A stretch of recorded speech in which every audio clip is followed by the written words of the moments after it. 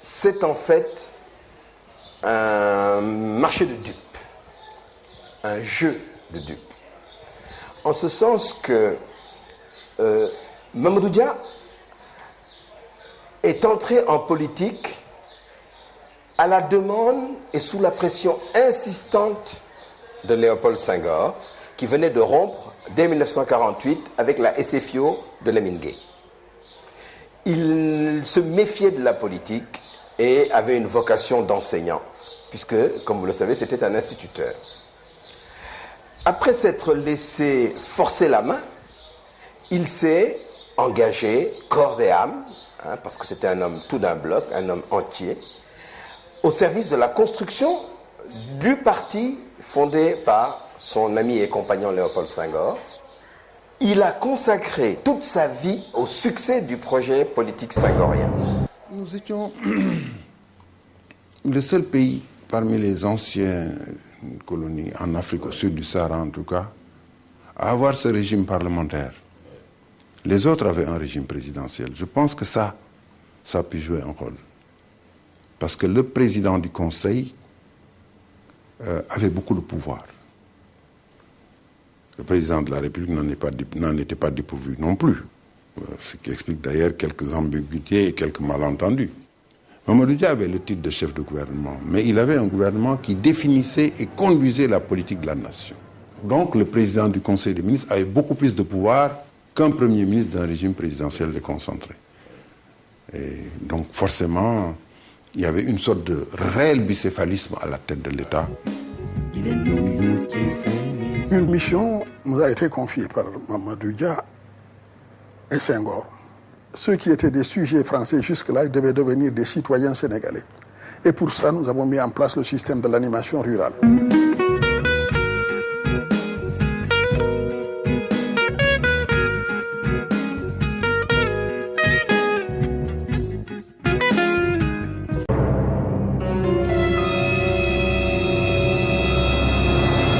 En 1960, Roland étant son directeur de cabinet, qui était la cheville ouvrière. Et c'est Roland qui était le lien entre lui et tous les autres ministères.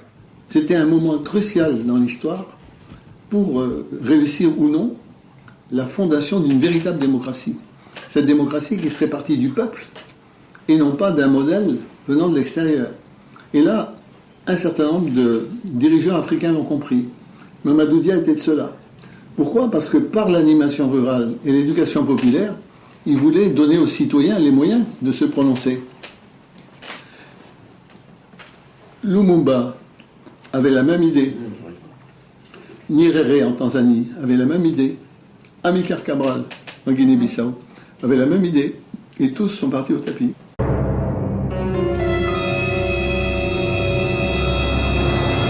Je préparais déjà la création des communes rurales. Au fond, c'était le schéma chinois. Toute l'économie agricole était socialisée dans un sens autogestionnaire. Et je venais aussi de prendre un certain nombre de mesures qui déjà portaient atteinte, pas seulement au secteur capitaliste, mais même aux féodalités économiques locales que constituaient certaines confréries religieuses.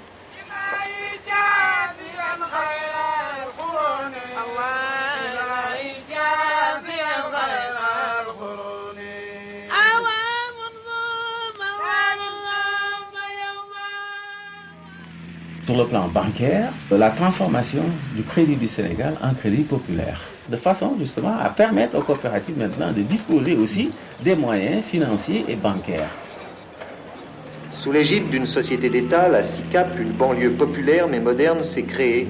Les Africains y sont relogés dans des pavillons agréables, à des conditions financières défiant sans doute toute concurrence.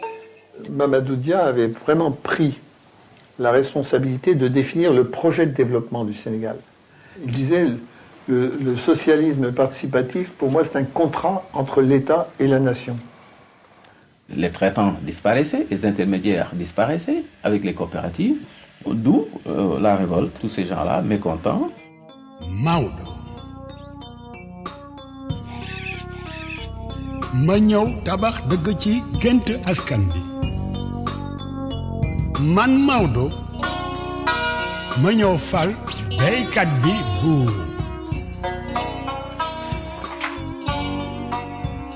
ma ñëw man Maodo. Mamadou Dia, son intégrité n'est plus à démontrer, je pense. Mais son autorité a pu, à la longue, être une sorte d'autoritarisme. Quand, par exemple, on nous annonçait la visite de Mamadou Dia à Diourbel, toute l'administration était sens dessus-dessous. Parce qu'on savait que celui qu'on appelait le président Dia visitait de fond en comble tous les services administratifs, à commencer par la gouvernance. Moi, mon époux, à l'époque, étant gouverneur adjoint chargé du développement, était le responsable de la délégation qui parcourait les différents coins de la région. Mamadou Dia, le chapeau de cow-boy sur la tête, rentrait dans le champ, visitait les pieds d'arachide, les épis de mil, et ne laissait rien au hasard. Je dis, il faut que ce soit la classe politique qui donne l'exemple du sérieux, de l'austérité. Il y en avait qui devaient des dizaines de millions. J'ai fait le compte de tout cela et j'ai exigé que cet argent soit remboursé. Et je comptais engager des poursuites. Bon, plus la chambre de commerce. Quant à la chambre de commerce qui trône place de l'indépendance, elle est toujours à majorité française, avec un président français, M. Galinka, qui siège maintenant sous le portrait du président Senghor. Lorsque nous sommes dans une chambre de commerce, nous travaillons pour le Sénégal et non pas pour notre pays d'origine. Maintenant, j'ajouterai aussi que ces intérêts sont souvent imbriqués et nous n'avons pas du tout l'impression de trahir la France en servant le Sénégal, tout au contraire. Vous savez que la Chambre de commerce a sablé le champagne, n'est-ce pas, au lendemain de la chute de mon gouvernement, au lendemain de mon arrestation. Le patronat français a organisé une fête ici à Dakar, ils ont sablé le champagne.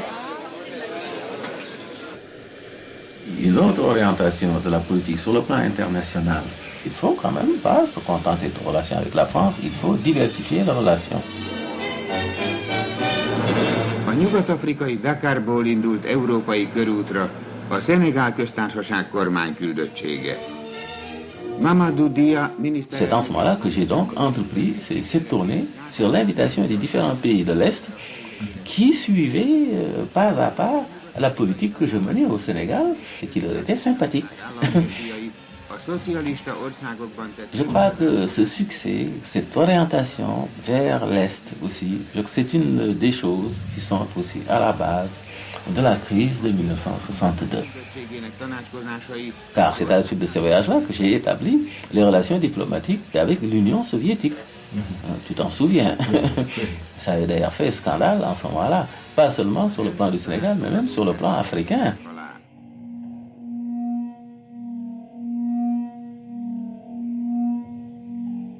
Mamadou Dia a été certainement un très grand patriote sénégalais. Il avait également une vision internationaliste. Il n'était pas du tout communiste comme on dit, mais il était pour le bien de son pays et pour que les ressources de son pays servent les plus démunis. Moi, j'ai commencé à me poser des questions en août 1962, alors que j'étais gouverneur de la région du Sine-Saloum. Le président Senghor était allé en vacances et le président du Conseil, Mamadou Dia, a fait une tournée à travers le pays en commençant par le Sine-Saloum. Mais ce que je constatais, c'était que toute référence à Senghor était absente de son discours, axé sur les problèmes de développement, mais en même temps sur une sorte de morale sociale qui demandait au peuple d'être encore plus concerné par la chose publique. Mais j'entends jamais une référence au président de la République, à Senghor. Je lui ai posé franchement la question, qu'est-ce qui se passait entre Senghor et lui? Et il m'a répondu, il y a des gens qui veulent briser cette amitié de 17 ans, mais ils n'y arriveront pas. Rassure-toi. Et je suis parti rassuré. Ça n'a pas empêché les événements du 17 décembre de se produire. le 9 novembre, avant les événements de 62, j'ai passé 2 heures en tête à tête avec Mamadou Dia. Il m'a expliqué vraiment, cœur à cœur, tout ce qu'il pensait. Et il me disait cela. Si Senghor tient les promesses qui se sont nouées entre nous, on passera le cap. Sinon, ce sera une épreuve terrifiante. Un matin, je crois que c'était le 13 décembre, je vais voir Senghor. Il me dit, voilà, il y a des députés qui sont en train de réunir des signatures sous le manteau pour déposer une motion de censure contre Mamadou Dia. Je ne suis pas d'accord avec ces députés du tout. La politique que Mamadou Dia mène, c'est notre politique. En tout cas, la règle, c'était que le parti devait se réunir, prendre des décisions avant que les instances législatives ou gouvernementales ne se réunissent. C'est une règle qu'ils avaient acceptée tous, et c'est sur cette base de cette règle que Senghor a été élu président de la République. Quand Senghor m'a dit ça, j'ai eu mes doutes. Je me suis dit, mais il suffit que Senghor dise à ces gens dont il dit qu'ils sont en train de réunir des signatures sous le manteau, il suffit qu'il leur dise arrêtez pour qu'ils arrêtent. Je lui ai posé une question à Mamadou Dia. Je lui ai dit, mais écoutez, Président, supposez que malgré tout, les gens finissent par réunir une majorité de signatures contre vous, qu'allez-vous faire? Il dit, je m'y opposerai. Alors, je dis, Monsieur le Président, vous n'avez pas le droit de le faire. Il me dit, si, priorité du parti. Je dis, mais ça, ce n'est pas une constitution, c'est pas dans notre constitution. Vous n'avez pas le droit de faire. Il me dit, si, un tel et un tel m'ont dit que j'avais le droit de le faire, etc. Babacar Ba et moi, ce soir-là, nous avons essayé de le convaincre de ne pas du tout s'opposer à ça par la violence. Mais ça, c'est un des défauts de Mamadou Dia. Le complot s'est mis en place avec le dépôt de la motion de censure. Il s'agissait absolument pas de pousser Mamadou Dia à un acte d'illégalité constitutionnelle. Et à ce moment-là, effectivement, il est en porte-à-faux et en conflit. Et donc, il devient vulnérable à la répression. Il a choisi d'obéir à sa conscience. Et aussitôt, toutes les forces contraires sont allées voir Senghor et a dit il a violé la Constitution, il a fait un coup d'État. La crise politique qui couvait depuis longtemps a finalement éclaté ce matin, alors que les députés s'apprêtaient à se prononcer sur une motion de censure contre le gouvernement de M. Mamadou Dia, à la fois président du Conseil et ministre de l'Intérieur. Mais ces questions de préséance n'expliquent pas tout. Dia, plus radical, n'a pas non plus la même conception du socialisme que Senghor. Pour écarter Dia, Senghor a alors recours à la théorie du complot. La crise qu'a vécue le Sénégal n'a duré que 48 heures. La tentative du président du Conseil, Mamadou Dia, d'imposer sa volonté à l'Assemblée régulièrement élue a échoué. Quelques heures après son investissement, l'Assemblée nationale était dégagée par les troupes fidèles au président Senghor. D'autre part, les installations de la radio avaient vu les adversaires tour à tour maîtres du micro. Mais malgré les interventions de différentes troupes, personne ne parvenait à achever son appel au peuple. Le lendemain matin, M. Dia regagnait sa villa. Il avait beau haranguer quelques partisans, les jeux étaient faits, car le peuple sénégalais était resté fidèle au président de la République, Léopold Sédar Senghor. Je suis allé voir Mamadou Dia à la résidence de Médina.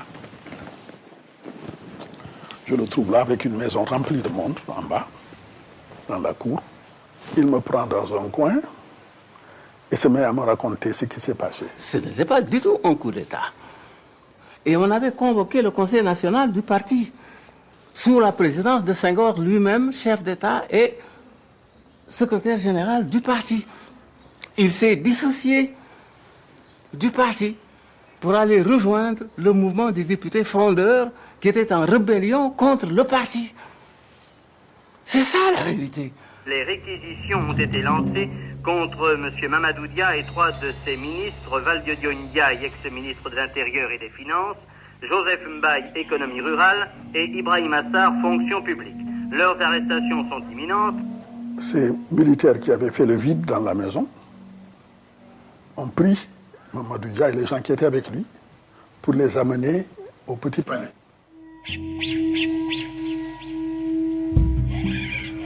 Je prends ma voiture pour aller voir Senghor.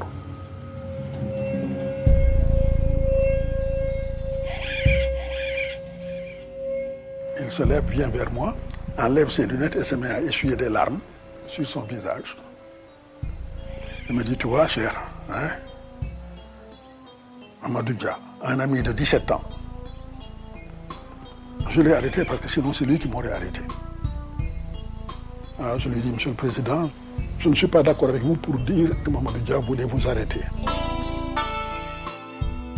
Mais le régime de l'exécutif bicéphale, nous en avons fait l'expérience, est vraiment impossible.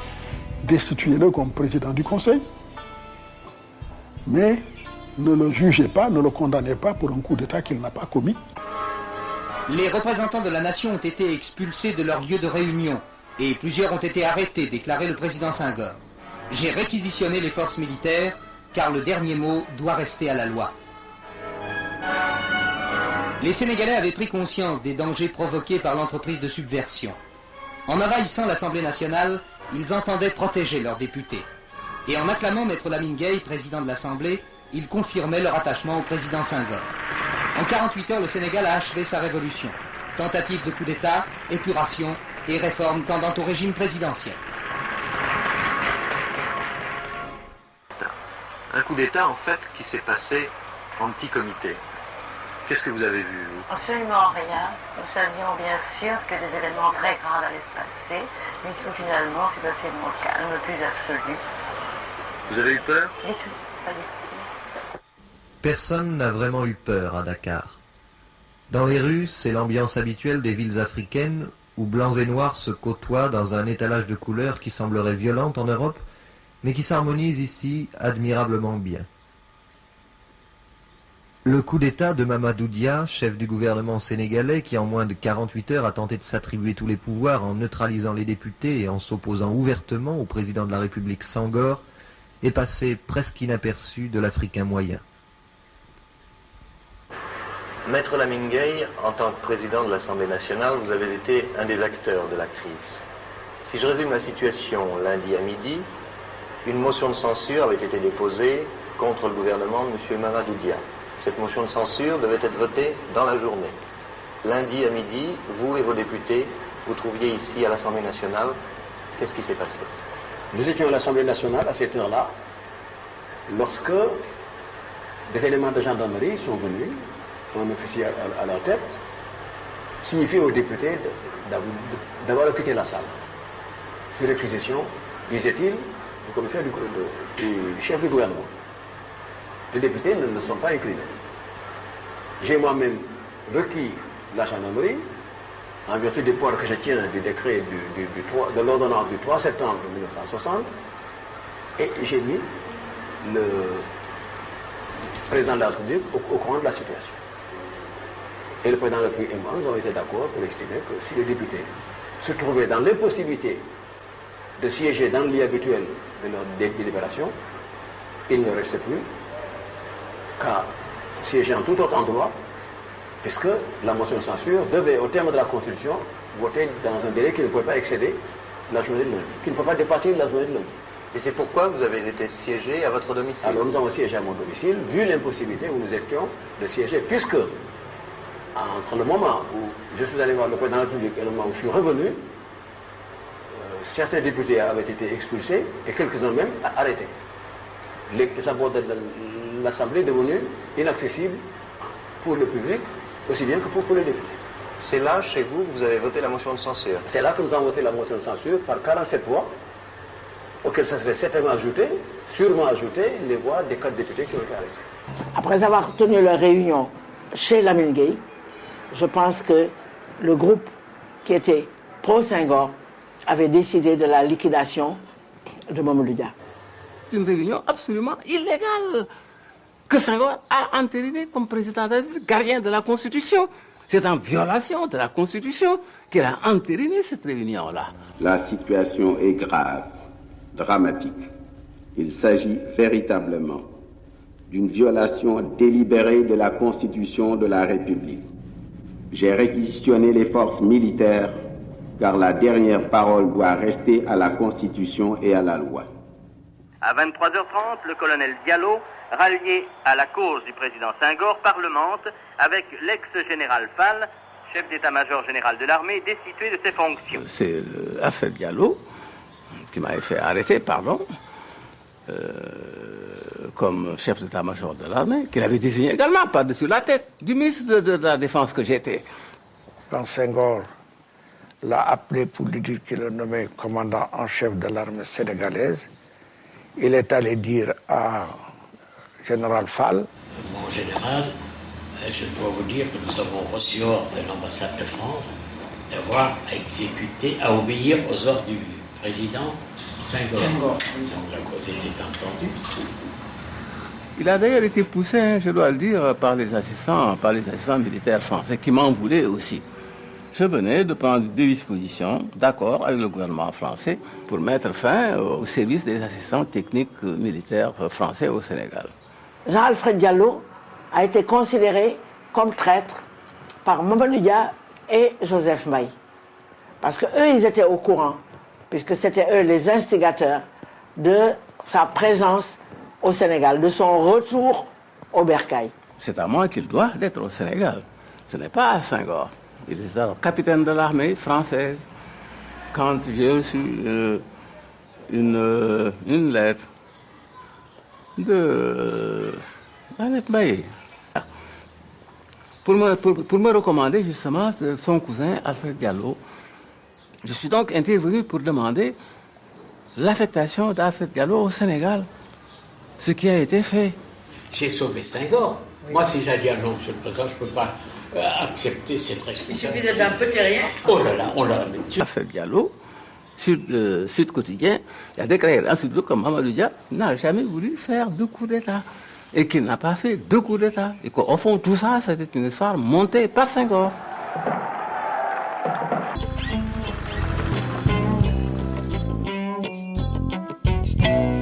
Dans son réquisitoire nuancé, d'une grande modération, le procureur général, M.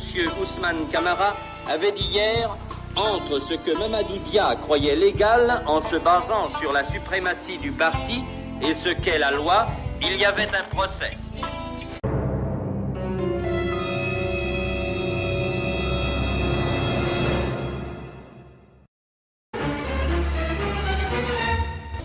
Ainsi, le rideau tombe sur un procès, peut-être moins celui d'un homme de parti que celui d'un système.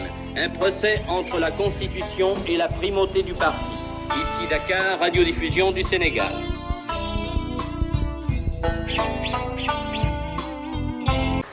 Il n'y a pas eu d'effusion de sang parce que le Sénégal n'est pas une république sud-américaine.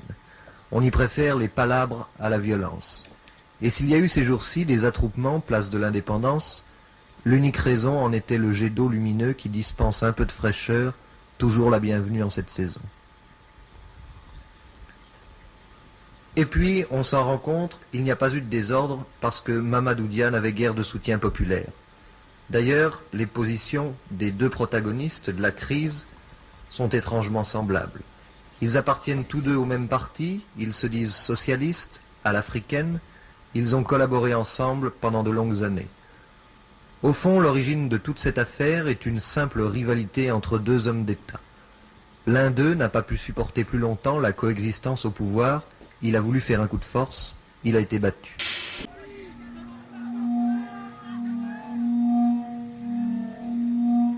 Mamadou Dia, ex-président du Conseil, déportation perpétuelle. Ibrahim Assar, Valdiodio Ndiaye, Joseph Mbaye, ancien ministre, 20 ans de détention. Alioune Tall, ex-ministre, 5 ans d'emprisonnement et 10 ans d'interdiction de droits civiques. Tel est le verdict rendu cet après-midi par la Haute Cour de justice. Ici Dakar, radiodiffusion du Sénégal. Tout cela me paraissait tellement bizarre, tellement extraordinaire, tellement inattendu. J'étais comme dans un rêve, je disais enfin quoi, est-ce que c'est vraiment un procès? Est-ce que c'est Senghor qui me met en procès? Je n'arrivais pas à réaliser. Monsieur Dia pour le moment est en prison et le président Senghor, qui est le vainqueur de ce conflit, a pris la parole hier devant l'Assemblée sénégalaise. L'exécutif bicéphale est impossible. Je ne pouvais pas imaginer un seul instant qu'il puisse y avoir vraiment un contentieux quelconque entre lui et moi. D'autant que quand il y a eu également cette fameuse crise, où se plaignait d'un certain nombre de ministres, citer le ministre de l'Intérieur, le ministre de l'Information de l'époque, un autre ministre, Joseph Mbaye. J'ai échangé les ministres, je lui ai dit maintenant, je peux même aller plus loin si tu veux. Je suis prêt à m'effacer, à faire campagne à travers le pays pour un régime présidentiel. Il m'a dit pas question. 7-8 mois après, il me prête cette intention-là à moi de venir lui faire un coup d'État. Je n'ai pas compris ça.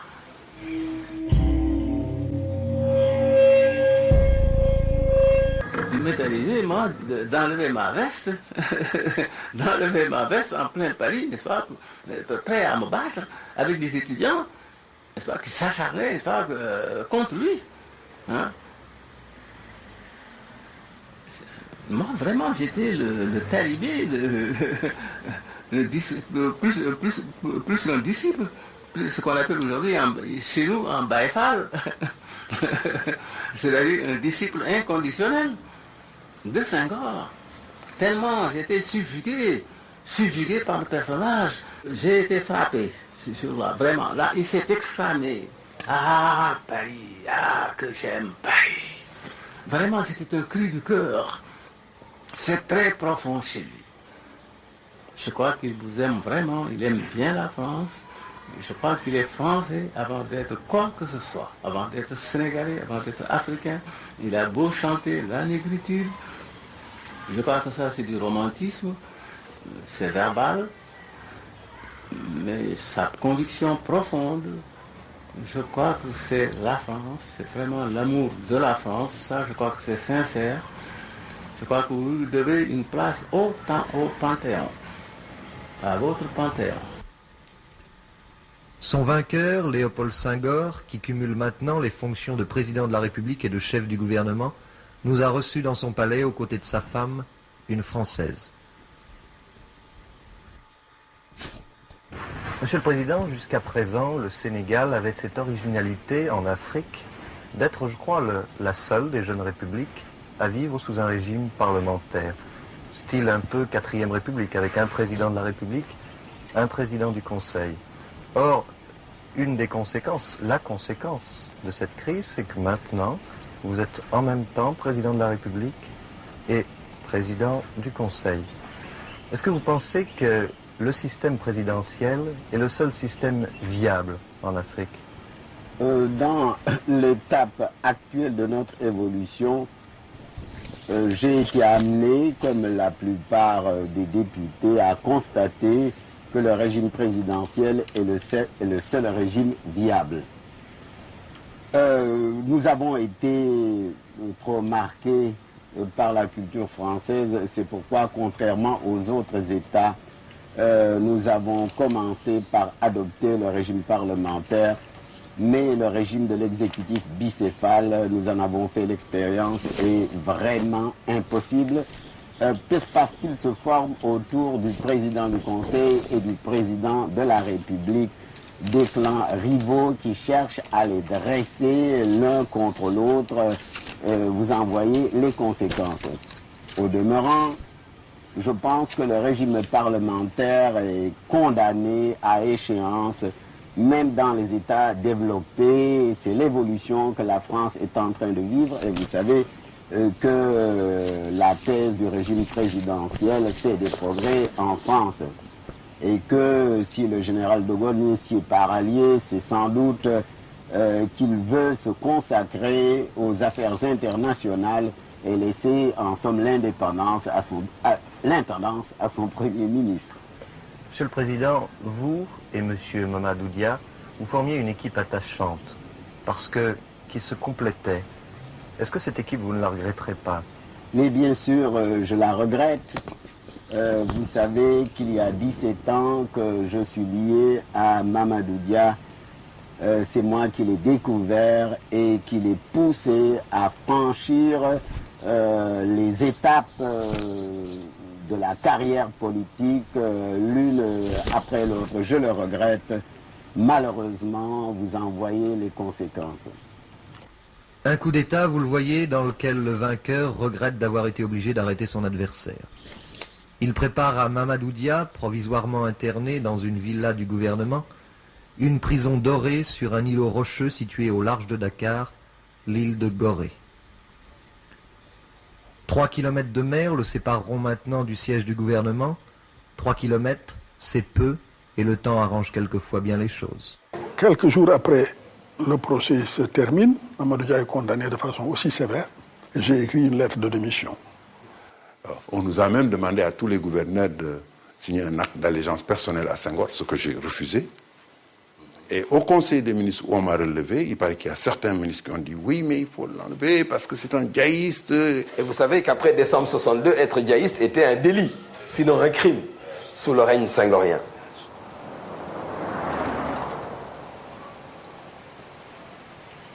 Il a voulu faire passer la prison de Kédougou pour une prison dorée. Sur le plan du traitement physique, je veux dire, l'alimentation, ça c'était correct. Mais c'était surtout le traitement moral, l'isolement.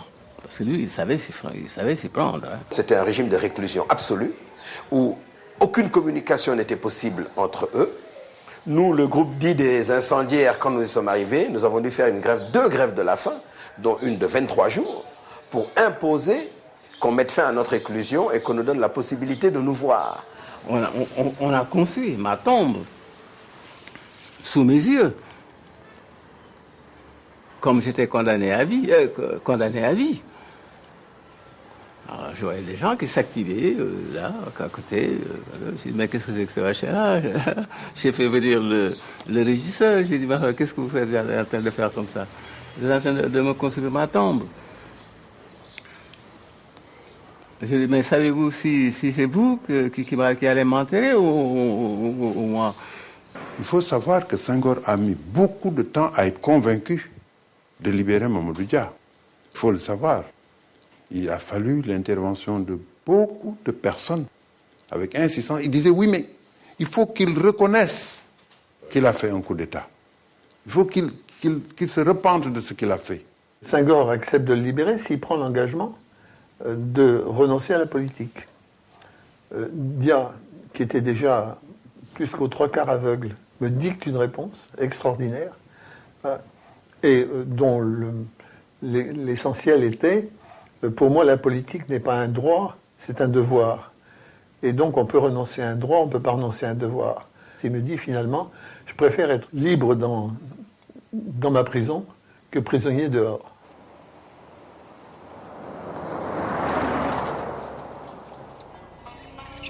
fexe nañu suul sama jëf waaye dëgg mooy mujj.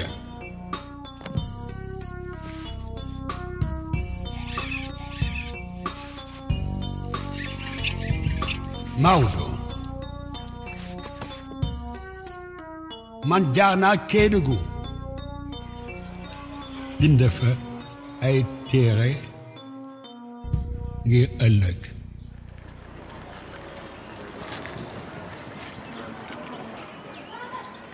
J'ai encore de la tendresse pour lui. C'est ça qui est extraordinaire. J'ai encore de la tendresse pour lui. Je n'arrive pas à en faire un ennemi. Mamadou Dia avait fait le serment d'être toujours avec Senghor parce que, disait-il, j'ai partagé la cola avec Sédar. Il est sérère, je suis tout couleur. Et la trahison ne viendra jamais de mon côté.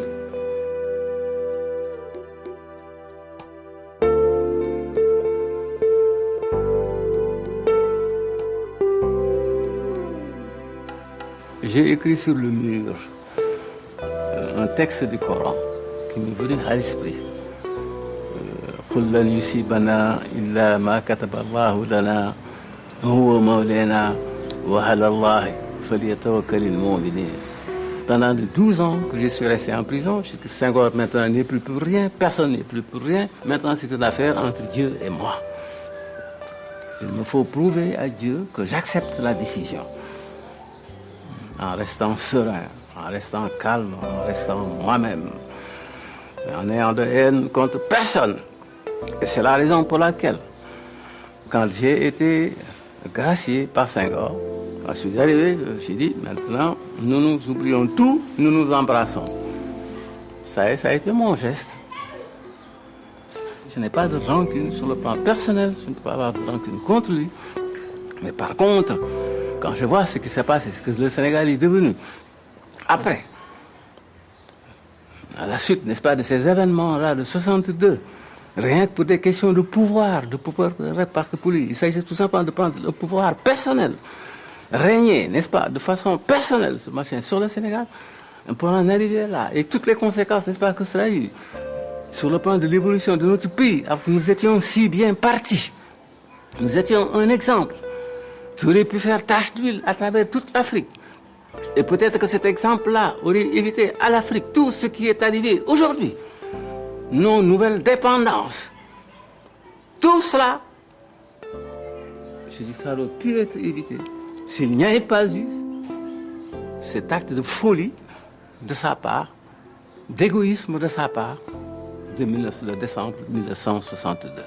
Alors je dis que ça, évidemment, c'est quelque chose que je ne peux pas oublier.